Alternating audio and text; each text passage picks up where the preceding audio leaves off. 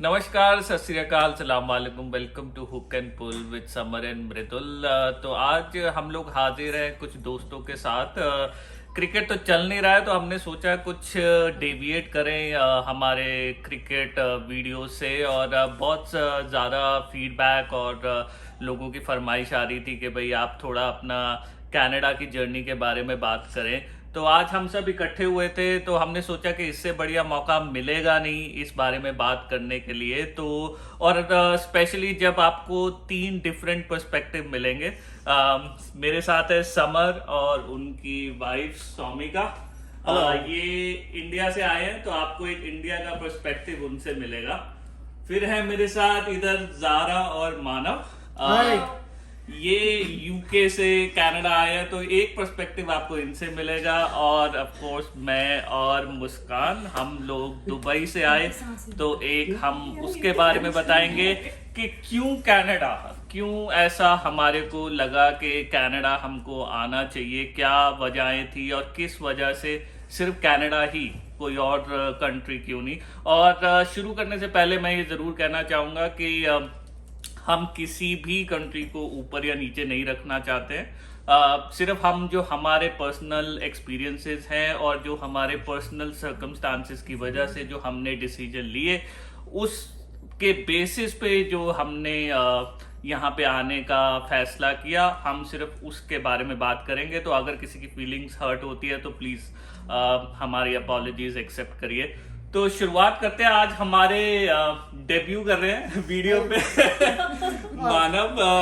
तो मानव यूके से आए इधर कनाडा। तो मानव, मैं ये जानना चाहूंगा कि जब हम दूर से देखते हैं कि यूके एक बहुत ही डेवलप कंट्री है, पाउंड की वैल्यू भी बहुत ज्यादा है, कैनेडियन डॉलर उससे कम ही है।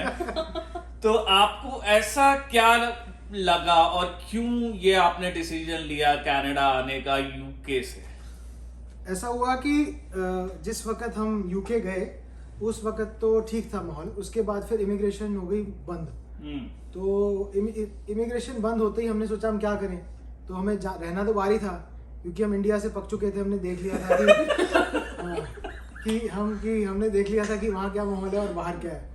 तो हमने कहा मैं निकलना है बाहर, 80 पक्के होना आया, 80 जाना है बाहर, ठीक है। फिर उसके बाद हमने we tried for Australia, but Australia में हमारी लीगल फील्ड में कोई उन्होंने इमिग्रेशन बंद कर दी।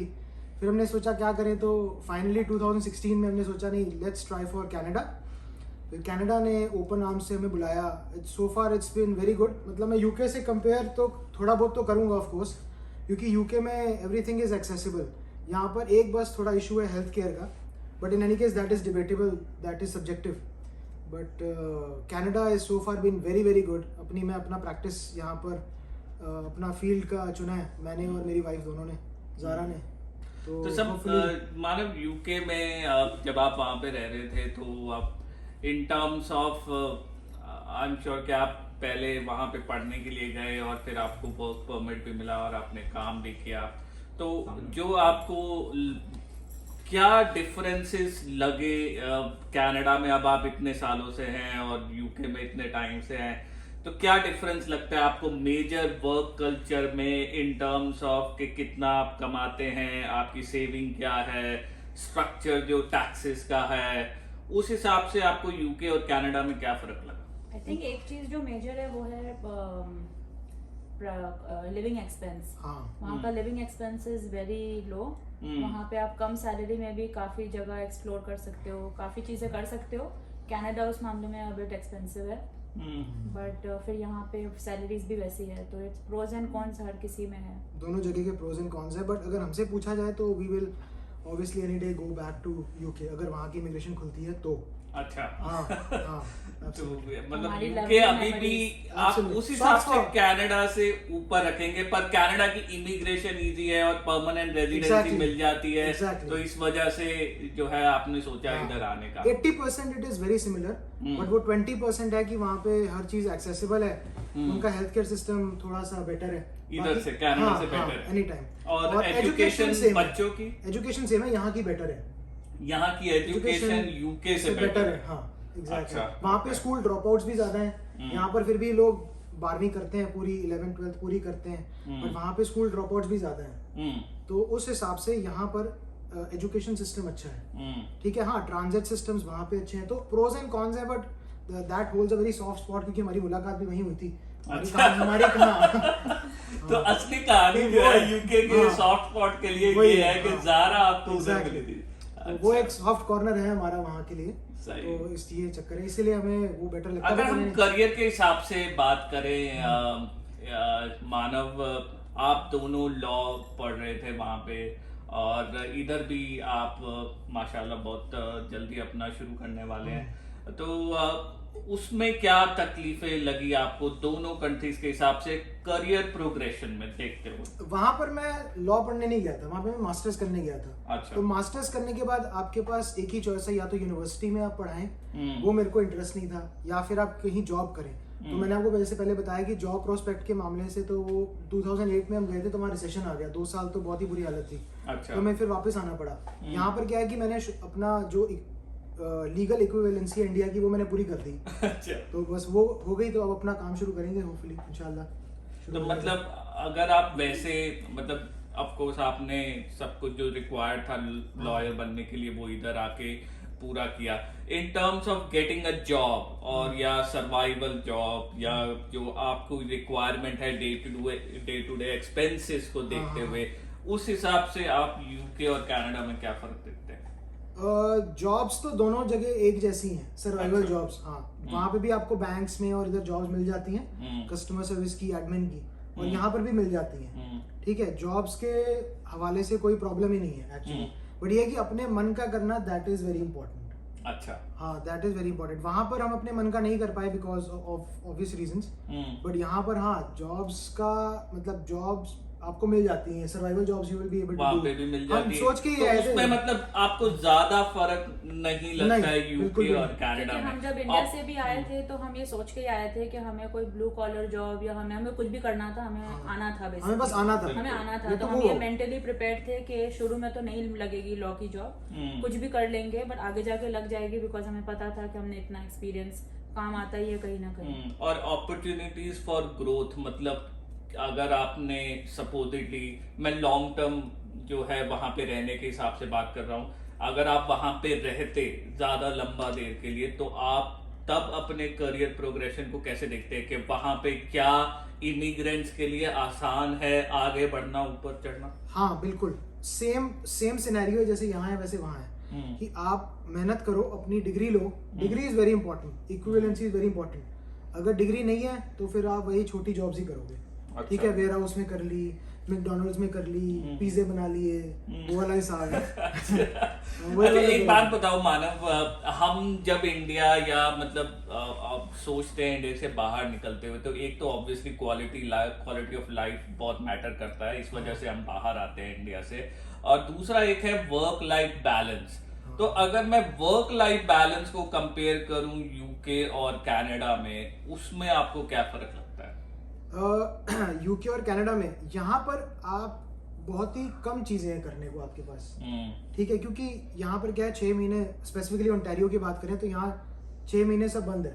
अच्छा। है ना, तो आप बाहर एक्सप्लोर नहीं कर सकते, बट यूके में क्या है कि वहाँ ऑलमोस्ट सिमिलर वेदर रहता है। अच्छा। हाँ, तो वहाँ पर आप explore through out the year, थोड़ी ठंड भी होगी तो इतनी नहीं होगी। जैसे कनाडा में। हाँ, Vancouver has similar weather to UK, Vancouver has very similar weather to UK. Snowfall भी होती है तो हार्डली -6, -5, बस। तो work life balance is equal, but आप क्या करते हो उस फ्री टाइम में, उस पे मैटर करता है। थोड़ा क्या इमिग्रेंट्स की एक जो बहुत मुद्दा उठता है जब हम इमिग्रेशन की बात करते हैं वेस्टर्न कंट्रीज में, स्पेशली अगर हम साउथ ईस्ट एशिया से आते हैं, वो है इमिग्रेंट्स की एक्सप्लॉयटेशन शुरुआती 1-2 साल में। हालांकि बहुत क्वालिफाइड लोग आते हैं, लेकिन शायद इतनी इनकम लेवल नहीं मिलता, स्क्रैच से स्टार्ट करना पड़ता है, छोटी जॉब से शुरुआत करना पड़ता है। वो भी सिमिलर लगा आपको यूके और कनाडा में? हाँ बिल्कुल, इसमें ना 2 चीजें हैं एक्चुअली। इसमें एक तो बंदे के पर्सनल वो भी है प्रेफरेंसेस कि वो क्या करना चाहता है लाइफ में, दूसरा हाँ अपॉर्चुनिटीज क्या मिलती हैं उस पर भी डिपेंड करता है। पर्सनल लेवल पे इसलिए बोल रहा हूँ क्योंकि अगर बंदे को करनी ही वो जॉब है जिसमें उसको धक्के ही खाने हैं, ठीक है ना, तो वो वही करता रहेगा। हाँ, जिसको अगर ग्रोथ करनी है वो एक्चुअली मेहनत करेगा, चाहे वो यहाँ हो चाहे वो यूके में हो। क्या सर्टिफिकेशंस और डिग्रीज की उतनी इंपॉर्टेंस है बिल्कुल। यूके में जितनी यहाँ पे है? बिल्कुल बिल्कुल, वहां पर भी क्योंकि कॉमनवेल्थ कंट्रीज है ना, यहीं से बोरो किया हुआ है सारा, तो इन्होंने भी वही वाला मॉडल अपनाया हुआ है, तो उधर भी उतनी ही रिक्वायरमेंट है। वहां पर भी आपको दूसरे टाइप के कोर्सेज हैं जो पूरे करने पड़ेंगे। बट मतलब वही कह रहा हूँ कि 70-80% the things are similar, but yeah there is a 30 और 40% as in terms of prices, कि वहाँ पे प्राइसेस चीप है in terms of insurance, in terms of your cell phone plans, NHS जो वहाँ की जो गवर्नमेंट बॉडी है जो हेल्थ देखती है, that is also very accessible. तो उस हिसाब से वो 30% जो है एज है उनके पास। तो ओवरऑल आपका मानना ये है कि हालांकि यूके और कनाडा में इन terms of quality of life और क्या अपॉर्चुनिटीज हैं both in terms of career और गवर्नमेंट सपोर्ट वो ऑलमोस्ट सिमिलर है, पर क्योंकि कनाडा का जो इमिग्रेशन है वो ज्यादा इजी है, तो इस वजह से आपने सोचा कि क्योंकि यूके में मुश्किल हो रहा था तो you decided to come to Canada. और उस वक्त क्या आपने कुछ और कंट्रीज की तरफ सोचा था कि अब कहीं और भी जा सकते हैं? आपने बताया ऑस्ट्रेलिया के लिए। ऑस्ट्रेलिया का किया था कि वहां पर जाते हैं, बट हमारे लीगल फील्ड का एक कोड होता है, तो वो कोड उन्होंने बंद कर दिया after a certain point of time. जब उनकी रिक्वायरमेंट पूरी होगी तो उन्होंने कोड बंद कर दिया। अदरवाइज वो भी कॉमनवेल्थ कंट्री है और वो भी सेम लॉज रूल्स फॉलो करते हैं, तो इसीलिए फिर हमने कहा कि नहीं, लेट्स गो टू कनाडा। तो सब जगह से देखने के बाद आपका ये मानना है कि अगर आप इंडिया से बाहर निकलना चाह रहे हैं या अगर आप यूके में हैं और वो परमिट पे हैं और आप इमिग्रेशन चाहते हैं, permanent residency, it is much more easier to have Canadian immigration than to apply anywhere else. हाँ, मैं तो यही कहूंगा। बिल्कुल बिल्कुल, ऑफ कोर्स। तो दोस्तों आज का वीडियो इधर ही खत्म करते हैं। उम्मीद है कि मानव ने बहुत सारे सवालों का जवाब दिया होगा। अगर आप और कुछ जानना चाहेंगे मानव से तो जरूर कमेंट सेक्शन में कोई भी सवाल आप जानना चाहें जरूर आप डालिए, उसमें हम जरूर मानव और ज़ारा को दोबारा लेके आएंगे और आपके सामने रखेंगे आपके सारे सवालों का जवाब देने के लिए। ये जो है इस वीडियो का पार्ट 1 जो है हम इधर ही खत्म करते हैं, तो जुड़े रहिए क्योंकि अगले वीडियो में जो है हम बात करेंगे समर और सौमिका से, उनके क्या रीजन रहे इंडिया से कनाडा आने के लिए। तो तब तक के लिए लाइक कीजिए, शेयर कीजिए, सब्सक्राइब कीजिए hook and pull with Samar and Mridul. Thank you.